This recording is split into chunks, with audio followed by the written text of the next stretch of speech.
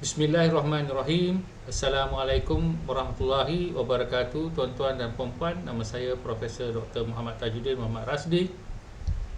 Dan pada video kali ini saya ingin mengulas tentang ucapan yang diberikan oleh Hadi Awang yang mengatakan bahawa bekas banduan dan perasuah mungkin dalam satu gabungan boleh diibaratkan seperti sebuah tong najis. Jadi perkara ini telah berlaku di dalam muktamar PAS yang baru kini sedang berjalan. Dan Abdul Hadi mungkin mengulas tentang cadangan bahawa PAS dijemput untuk bersama PH di dalam kerajaan perpaduan. Maka beliau mengulas bahawa di dalam kerajaan perpaduan ataupun di dalam PH ini ada bekas banduan, ada perasuah dan sebagainya. Jadi dalam ucapan yang sama juga beliau menyifatkan bahawa PAS tidak boleh bersama, bagaikan satu ibarat bahawa kalau kita nak cuci tong najis, kalau kita tak bolehlah masuk ke dalam tong najis itu, sebab kalau tidak kita terpalit sama-sama. Jadi di sini kita boleh andaikan bahawa Hadi Awang membuat sindiran bahawa bekas banduan ni mungkin kita anggap seperti najis lah. Jadi mungkin Hadi Awang sendiri tak tahu bahawa prinsipnya bahawa bekas banduan ni ada dua. Satu adalah bekas banduan tahanan politik yang tidak membuat apa-apa jenayah tetapi dipenjarakan kerana pandangan politik. Jadi adakah mereka ini juga seperti najis? Dan yang keduanya adalah bekas banduan yang memang penjenayah, yang merompak, mencuri, memukul orang katakan. Dan mereka ini telah pun menjalankan hukuman. Dan apabila mereka telah dibebaskan oleh masyarakat, layakkah mereka ini disifatkan sebagai najis atau najis masyarakat?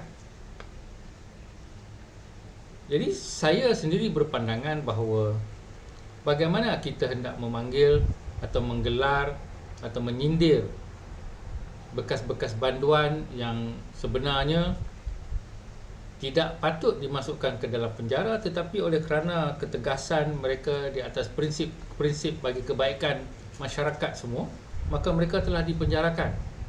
Kadang-kadang di bawah tahanan politik atau ISA, dan kadang-kadang dibuat-buatkan jenayah seperti sodomi dan sebagainya.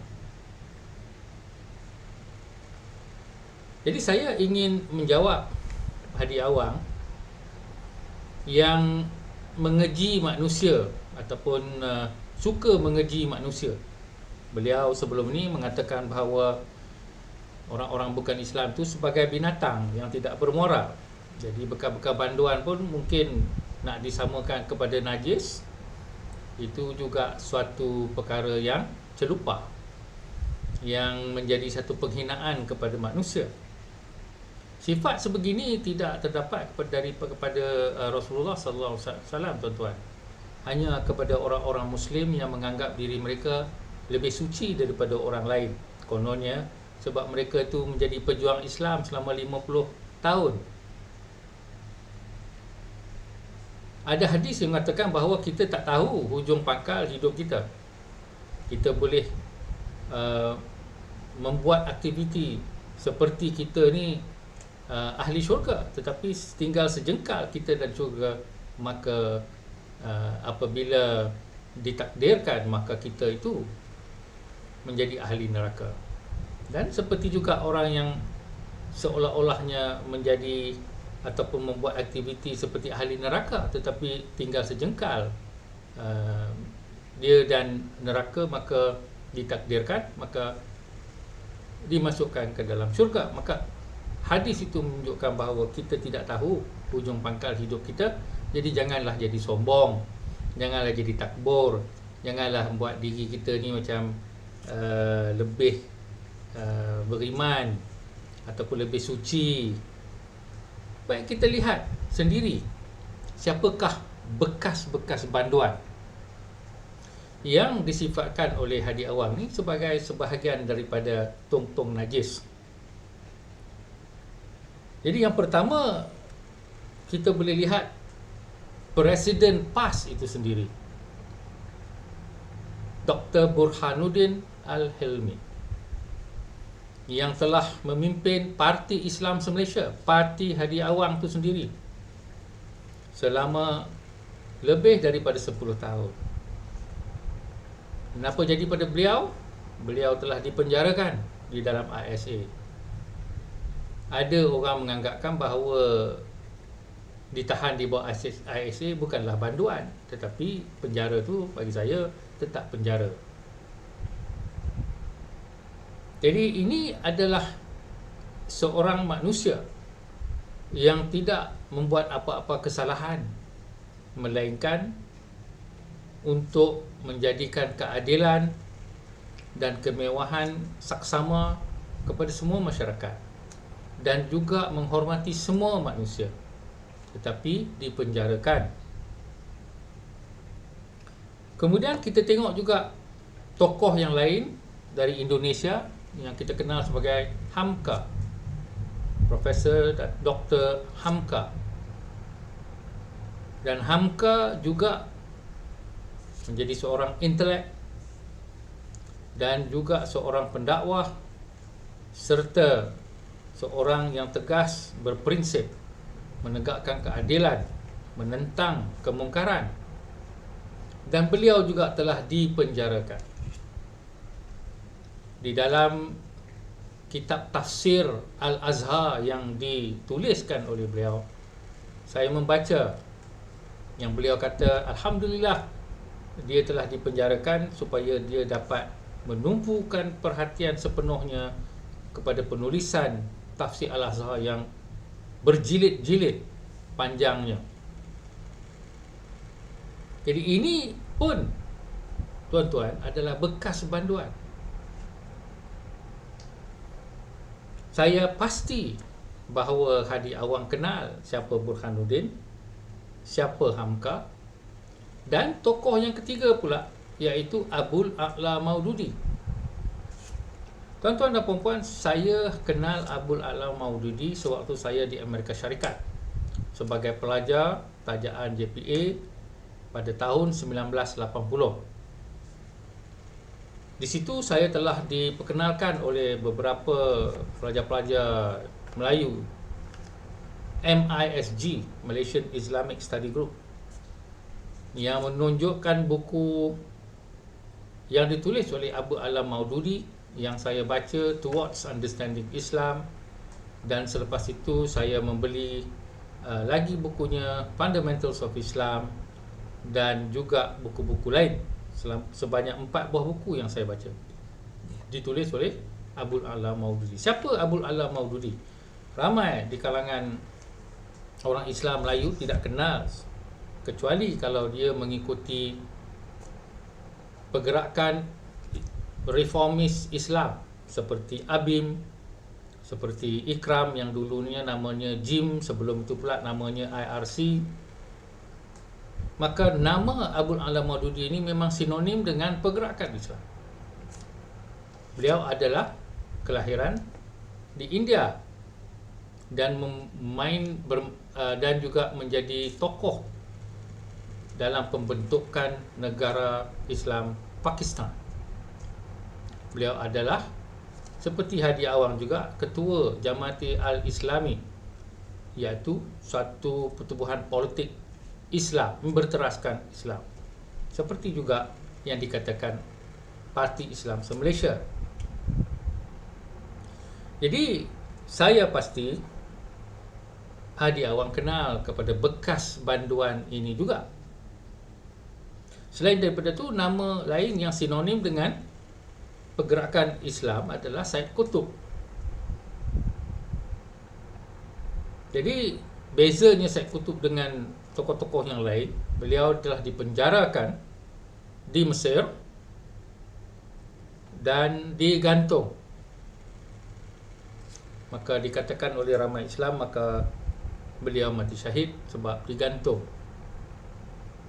Jadi buku yang saya baca adalah buku beliau, Milestone, dan konsep beliau terhadap the first Quranic generation. Dan saya juga membaca Fi Zilal Al-Quran ataupun In the Shade of Al-Quran, iaitu tafsir Al-Quran yang ditulis oleh beliau sendiri. Saya tidak membaca keseluruhan tafsir, cuma juzuk 30 yang dibukukan di namanya In the Shade of Al-Quran, yang diterjemahkan ke dalam bahasa Inggeris.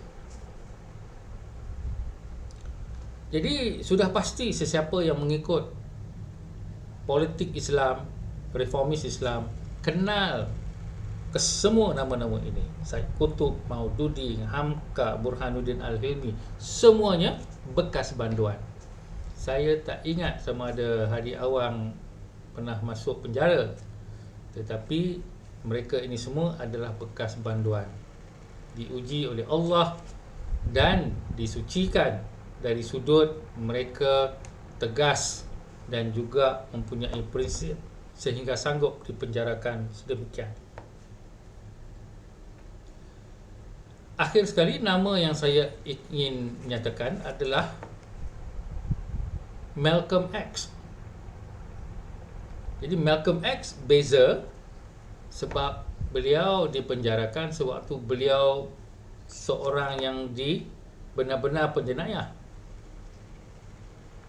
Dan di dalam penjara beliau memeluk Islam secara Black Muslim yang dipelopori oleh Elijah Muhammad ketika itu. Sesungguhnya Black Muslim dan Islam yang seperti kita kenal ada perbezaan. Saya pernah juga berjumpa dengan beberapa anggota Black Muslim sewaktu saya di Amerika dulu. Namun Malcolm X setelah keluar penjara, beliau menjadi pendokong Black Muslim yang lebih rasis sifatnya. Dan selepas beliau ditolak sendiri oleh Black Muslim, maka beliau terus mencari kebenaran kepada Islam yang mainstream, iaitu Ahli Sunnah wal Jamaah, dengan mengerjakan haji.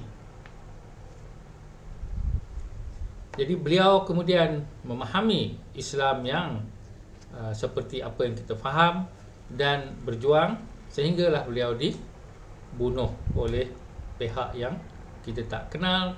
Ramai yang beranggapan adalah daripada pihak Black Muslim yang dipelopori ataupun diikuti oleh pendokong Elijah Muhammad. Tuan-tuan, semua mereka ini adalah bekas banduan. Malcolm X memang banduan penjenayah. Itu menunjukkan bahawa dari awal nampak macam orang yang ahli neraka, tetapi tinggal sejengkal kehidupan dijadinya seorang pendakwah. Adakah mustahil orang yang berdakwah seperti seolah ahli syurga, tetapi dah nak dekat maut, nak dekat kubur, maka perangai, keceluparan mulut dan juga pembohongan dilakukan oleh orang-orang yang mengatakan pendakwah Islam atau pejuang Islam ataupun ketua parti yang dikatakan memperjuangkan Islam? Tidak mustahil, tuan-tuan. Jadi akhir sekali saya ingin menunjukkan dua keping gambar untuk mengingatkan Hadi Awang, sebab mungkin dia pun dah lupa. Satu gambar atau gambar yang pertama adalah gambar beliau bersama dengan Anwar Ibrahim. sebab mereka pun daripada reformis Islam yang sealiran. Dan selepas Anwar dipenjarakan, maka Hadi Awang dan PAS menjadi pendukung reformasi yang paling kuat sekali. Saya masuk PAS dulu pun sebab perjuangan Hadi Awang dan juga PAS membela nasib Anwar Ibrahim ketika itu. Jadi selama lebih dari 10 tahun PAS menjadi tonggak reformis ataupun reformasi dan juga tonggak boleh dikatakan civil society movement. Sebelum ada Bersih lagi, PAS mengetuai gerak, saya ingat lagi. Dan tanpa PAS, maka kejatuhan Barisan Nasional pada 2018 tidak mungkin terjadi, walaupun ketika itu PAS dah membelot untuk berganding dengan UMNO. Maka gambar yang kedua saya nak tunjuk adalah gambar Hadi Awang bersama dengan Najib, seorang perasuah yang duduk di Kajang sebelah rumah saya ni. Jadi di sini kita lihat bagaimana hipokritnya seorang yang mengatakan diri dia pejuang Islam, menyindir, menghina bekas-bekas banduan. Tidak kiralah bekas banduan yang bukan menjadi pejuang Islam pun, kalau mereka itu menjadi banduan dan lepas itu dibebaskan menjadi bekas banduan, adakah kita nak menyifatkan mereka ini najis? Mereka telah menjalani hukuman. Bagi saya, najis adalah orang-orang yang suka menghina bekas-bekas banduan ini dan mengungkit-ungkit kesalahan mereka. Bagi saya, orang yang najis adalah orang yang suka membuat-buat lupa bahawa bekas-bekas banduan tahanan politik adalah mereka yang sebenarnya tidak berdosa, tetapi diambil kesempatan oleh manusia-manusia lain untuk memegang kuasa selama 22 tahun mungkin, untuk menahan mereka ini daripada menjadi challenger atau pencabar kepada kepimpinan pengecut-pengecut seperti Perdana Menteri yang paling lama. Jadi di sini saya minta tuan-tuan membuat pertimbangan sendiri. Siapa sebenarnya najis? Bekas-bekas banduan yang memang yang telah menjalani hukuman kerana jenayah mereka yang sah, atau bekas-bekas banduan yang dipenjarakan kerana kefahaman politik ataupun prinsip politik, atau sebenarnya orang yang najis itu adalah daripada kumpulan orang yang suka menghina orang lain. Jadi sebagai orang Islam, kita kena hati-hati. Kalau kita nak ikut orang yang nampak macam berserban, berjubah, berjanggut dan membaca Al-Quran dengan hebat serta lancar, tetapi hati dan jiwa serta mulut yang celupa, hati yang cukup hitam. Hitam kenapa? Kerana menganggap diri mereka lebih baik daripada orang lain. Sifat takbur yang berlebihan. Maka kita kalau mengikut orang macam ini, maka kita pun akan menumpang nasib mereka ini di penghujung hayat. Sebab kita tidak tahu apa nasib semua kita. Jadi kalau kita faham sunnah Rasulullah sallallahu alaihi wasallam, Rasulullah yang saya tahu, yang saya kenal, tidak suka menghina orang. Tambahan, saya telah membacakan daripada kitab Ihya Ulumuddin bagaimana Rasulullah melarang orang-orang Islam memaki kaum-kaum musyrikun yang telah mati di dalam peperangan dengan orang-orang Islam. Dengan kaum musyrik pun Rasulullah tak bagi kita maki. Ini kan pula kita nak membuat sindiran ataupun kata-kata hina kepada orang-orang lain yang pada suatu ketika itu tinggal di penjara ataupun tahanan. Jadi di situ sajalah ya komen saya. Assalamualaikum warahmatullahi wabarakatuh.